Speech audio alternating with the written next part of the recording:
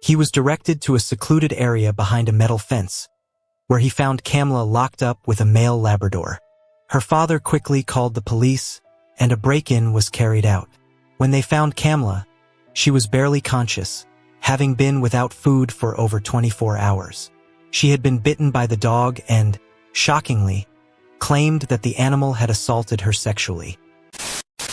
Hey there! Welcome back to the channel. Today we've got another shocking real-life story to dive into. This time, it comes from Haiphong, a city in Vietnam. It's a story about a family torn apart because of greed and a hidden treasure, leading to disaster. The wife ends up facing the consequences of her husband's actions, and things take a dark turn. What exactly happened? Let's break it down and explore the full story together. Stay tuned.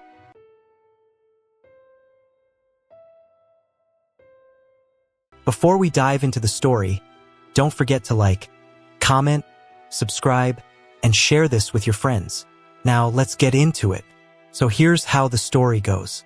Mr. Phama and Mrs. Sukanya are from Haiphong, a city in Vietnam, where parents are known for being really strict when it comes to raising their kids.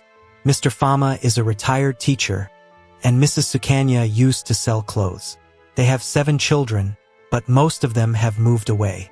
Only the 2 youngest still live with them. The youngest, 23-year-old Kamla, just graduated from college and was hoping to pursue a master's degree. But when she brought this up, her parents shut it down. Even though her father was a teacher, they didn't see the point of her further education if she was just going to end up in the kitchen anyway. But here's where things get interesting. Mr. Phama was introduced to a businessman named Doang, who was 49 years old. Doang wasn't just a businessman, he ran a fisheries and steel business, and he was also a political figure, sitting on the advisory board of a political party and working in the government office for small and medium enterprise development. Mr. Phama and Mrs. Sukanya saw an opportunity for their daughter and decided to offer Kamla to Doang. They were convinced that if she married him, her future would be bright and filled with luxury. Even though Doang was almost 50, they thought he was still in great shape. He looked younger, strong, and seemed to have plenty of energy. His physique was still in top form, and they didn't see any issues with him being able to have children. Kamla was open to meeting him, so they arranged a dinner. Doang, smitten by her, said he would propose right away if she was interested. He even told her parents that if Kamla wasn't into him, that was okay, too. He knew he was getting older. Of course, Mr. Phama and Mrs. Sukanya were all for it. They were surprised that someone like Doang would be interested in their daughter, and they immediately told Kamla to consider the offer. They weren't even thinking about her college dreams anymore. They told her to marry Doang first, and if she still wanted to pursue her studies, she could talk to him about it later, and he'd probably cover the tuition. After all, when would Kamla get another chance to marry such a wealthy businessman, politician, and government official? Kamla initially thought her parents might be right, but there was one little thing. She already had a boyfriend of 3 years. Plus, she didn't really know Doang that well. There were rumors about him having 5 ex-wives and still being married to one of them, which made Kamla a little uneasy. But her parents were insistent. They said everything could be figured out later. Why worry about what people say, especially when it might not even be true? Besides, they pointed out who knew how long Doang would still be interested. So, in the end, Kamla agreed. The 2 of them tied the knot in a lively wedding in June 2017, despite the 25-year age gap. The marriage quickly became the talk of the town. People saw it as a greedy move by the Phama family, with rumors swirling that they got 2 houses and a plot of land in Tan Hoa as a sort of dowry for Kamla's virginity. But it wasn't just that. They also asked for a new car, jewelry, regular monthly money transfers, and even health benefits from Doang. It didn't take long for Kamla to find out that her husband was still legally married to another woman, Chant Hon, who was 46. However, Chant Hon wasn't living with Doang. She was staying in one of the houses in Tan Hoa and taking care of their young daughter. Kamla, understandably, was confused. How could she marry a man who was still legally married? Doang explained that his relationship with Chant Hon was actually invalid. It was more of a secret marriage because she got pregnant out of wedlock. Doang wasn't fond of her anymore, but he took care of all the child's expenses for the sake of the little girl. Meanwhile, Chant-Hone still considered Doang her husband. According to Doang, he had told Kamla's parents about his situation, but they hadn't shared this with Kamla. They were afraid she might reject the marriage proposal and miss out on all the wealth. It wasn't until after the wedding that Kamla learned the full truth. Her parents told her about Chant-Hone but asked her not to make a fuss about it. They reassured her that she was the official wife, legally recognized and known to the public, while Chant-Hone was considered more of a side issue. Even though Doang had had 8 ex-wives, her parents were convinced this would be the last one. Doang promised Kamla that she would be the final love of his life, until death do us part. After just 1 month of marriage, Mr. Doang started getting really frustrated with the behavior of his young wife's family. They were getting more and more out of hand, acting like their daughter was some kind of angel with the beauty of Cleopatra and the body of Miss Universe. It seemed like they truly believed they were the most deserving family in the world. Every day, Mr. Fama and his wife had something new they wanted Doang to buy, and it was always something ridiculously expensive. What surprised him most was that they weren't poor. They had a pretty large pension fund and were well educated, so he couldn't understand why they acted so greedy, always wanting more from their wealthy son-in-law. They seemed to have no class, almost like they were begging for handouts. At least Kamla wasn't like that. She kept things low-key during the first month and didn't ask for much. But who knew what would happen as time went on? By the second month, things got worse. Kamla's brother, Baunmi, a 32-year-old who was unemployed, started demanding things too. He asked for a motorcycle, money, a new phone, and even hinted at wanting a bigger house if one became available. Baunmi was married and had 2 kids, but his wife had left him because he was lazy, played around with other women, and was abusive. He didn't even care about his little family and had gone back to live with his parents because he had no job. Now, he was trying to pressure Doang for cash, claiming he needed it for business, but Doang wasn't buying it. He didn't trust Baunmi's business skills or his genuine interest in working. All Baunmi seemed to do was drink and hang out with comfort girls. This situation made Doang angry, and Baunmi started getting more aggressive toward him. He even said he regretted giving his blessing for Kamla to marry Doang. If he had known how stingy Doang was, he would have pushed for her to marry someone wealthier. Meanwhile, Baunmi didn't seem to realize that he was asking for money almost every day, even if it was just small amounts for food or drinks. It added up and it was exhausting for Doang. Kamla, on the other hand, started feeling guilty about how her family was treating Doang.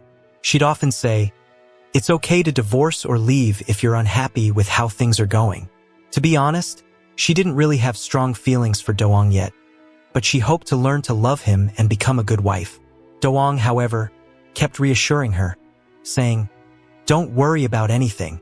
The problems with your family sucking money out of us will get worked out slowly." He even told Kamla to reject her family's demands. He didn't want her to feel like she had to keep giving in to her parents, who were turning into money-hungry leeches. Kamla agreed this marriage should have been a sweet, loving bond, but it felt more like she was being sold off for money. She had talked to her mom about it, but Mrs. Sukanya just acted like she didn't care. She said Kamla should take advantage of the situation while she could. Kamla was still young, and her parents expected her to fulfill all their demands. When Kamla tried talking to her dad, he pretended to be sick, claiming that if she didn't follow through with their plans, he might die.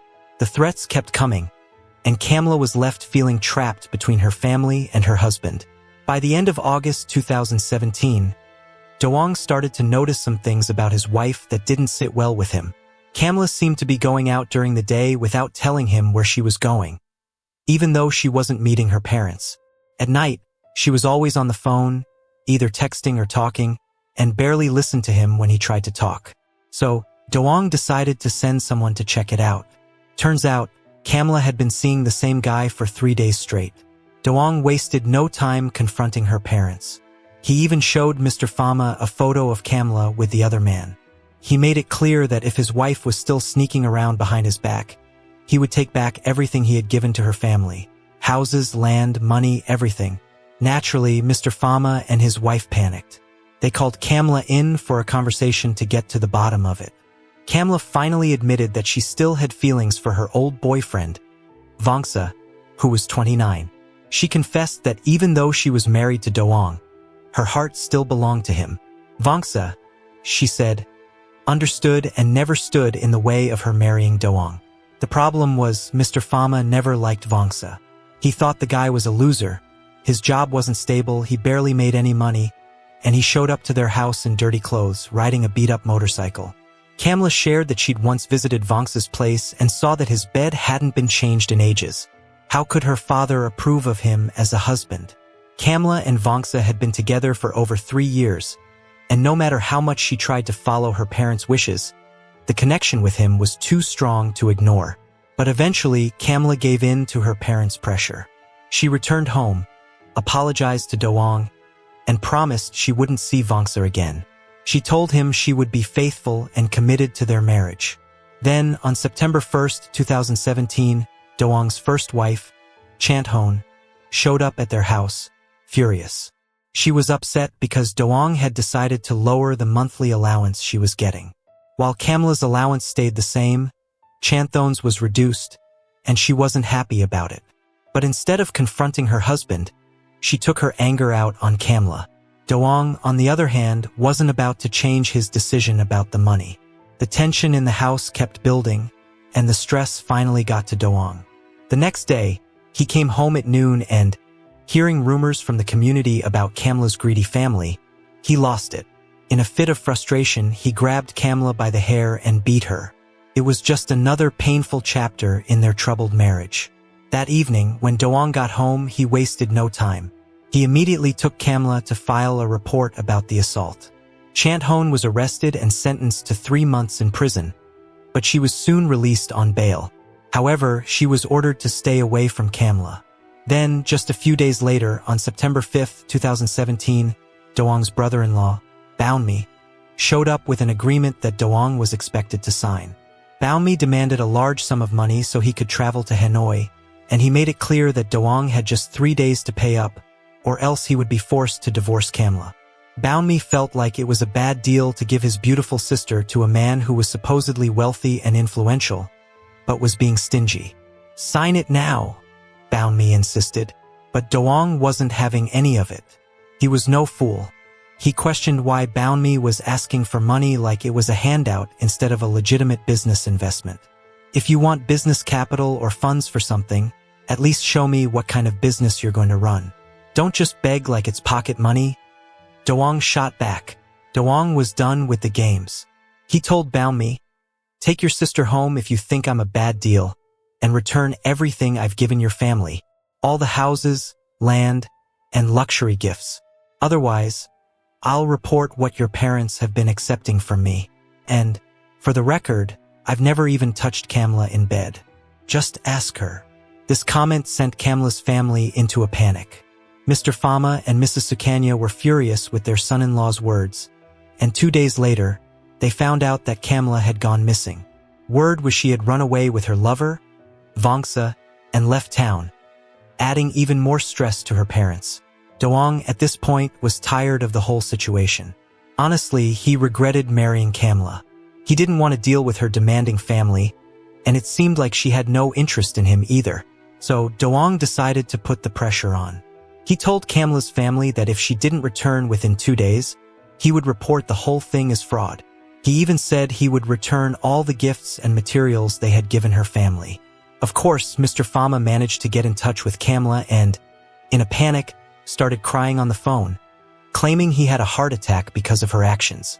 Finally, on September 8th, Kamla returned home to Doang, begging for his forgiveness. But it was too little, too late. Doang wasn't having it. He had reached his breaking point. He ordered his assistant to take care of Kamla at their large house. To make a point, Kamla was locked in a cage with a male Labrador that was in heat, where she was left for 2 days. It was a harsh punishment, but Doang had had enough of the lies and the chaos caused by her and her family. So, Doang took off for Tan Hoa City for work, leaving things tense back home. On the evening of September 10th, 2017, Mr. Fama, worried because he hadn't heard from his daughter in a while, decided to visit Doang's house.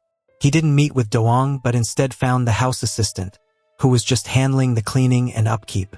The assistant directed him to the back area, where Kamla was locked up in a cage with a male Labrador. Panicked, Mr. Fama immediately called the police, and they broke into the area. What they found was horrifying.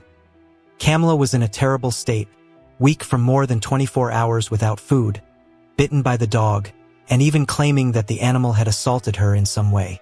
The details are unclear, but it was bad. She was also bruised, apparently beaten by Doang's assistant.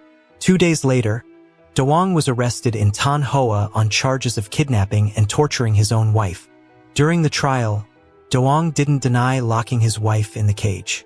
He admitted he was just fed up with all the drama from Kamla and her family. He had married her thinking it would be simple. He was a well-respected official and politician, and everyone always asked, "Where's your wife? Where's the mother of the official?" When he saw Kamla, he fell for her. But things quickly soured when her parents kept asking for more and more. He thought that buying 2 houses and giving them land would be enough, but the demands didn't stop. They wanted money, luxury items, things Doang himself didn't even have. It wasn't just Kamla's parents, though. Her brother, Baunmi, was a major problem. He was lazy, unemployed, and kept asking for handouts, claiming he needed business capital but never following through. The more Doang gave, the more Baunmi asked, draining Doang's patience. On top of that, Kamla never showed any interest in being physically close with Doang, which only added to his stress. And then, when she ran off with her ex, Vongsa, it was the last straw. It became public knowledge, and it really embarrassed Doang, especially at work. By the time Kamla came back, Doang had had enough. He didn't care anymore. He was done. Lock her in a cage, he thought. She's got a man already and still ran off with another one. She's got no respect for herself, so why should I care? With that, Doang went back to Tan Hoa, leaving everything behind. The police also detained Doang's assistant, Thong, who was 45 years old. Thong claimed he was just following orders from his boss and had no idea that the Labrador was in the middle of its mating season. With all the attention focused on Kamla's alleged abuse by the dog, the woman was questioned but just nodded in response. She refused to go into detail about how the animal had hurt her. Meanwhile, the cleaner's aunt, who worked at Doang's house, wasn't arrested. She couldn't even get inside the high-walled enclosure. She'd heard Kamla screaming and almost called the police, but she hesitated out of fear. It wasn't until Mr. Fama showed up looking for his daughter that he found out what was really going on. Fast forward to February 17, 2018, when the Haiphong Regional High Court sentenced Doang Tipala to 2 years in prison for torturing his wife. Thong got 3 months for his role, though he only served 4 months because he paid bail. He still had to check in with authorities as part of his sentence. After the conviction, Doang divorced Kamla but didn't go down quietly. He turned around and sued her and her lover, Vongsa, for their affair and for running away while she was still legally married to him. In July 2018, Kamla and Vongsa were both sentenced to 14 weeks in prison for their actions.